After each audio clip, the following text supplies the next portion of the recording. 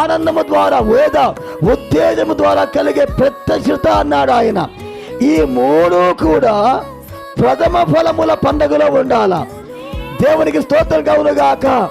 అలాగే ఆత్మ సంబంధముగా మన ఆరాధనలో కూడా, మన సంఘములో కూడా ఈరోజు ఈ మూడు ఉండాల.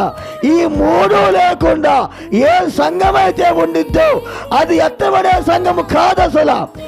ఏ సంఘములో అయితే క్రీస్తుంటాడో, ఏ సంఘములో అయితే ఈ గడియ వర్తమానం ఉండిద్దో, ఏ సంఘములో అయితే ఈ గడియ వర్తమానము వాక్య బయలుపాటు ద్వారా, దేవుని యొక్క పరిశుద్ధాత్మ శక్తి ద్వారా, దేవుని యొక్క బయలుపాటు ద్వారా ఏ సంఘములో అయితే ఈ గడియ వర్తమానం బోధించబడిద్దో అదిగో ఆ సంఘమే రేపొద్దున మధ్యాకాశములోకి అది ఎత్తబడే సంఘం. అదే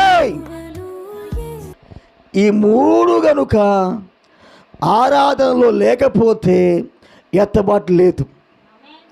అసలు అది సంఘమే కాదు, అసలు సభ్యులు కాదు ముఖ్యం. ఈ మూడు ఉండాల. సభ్యులు 1000 మంది ఉండి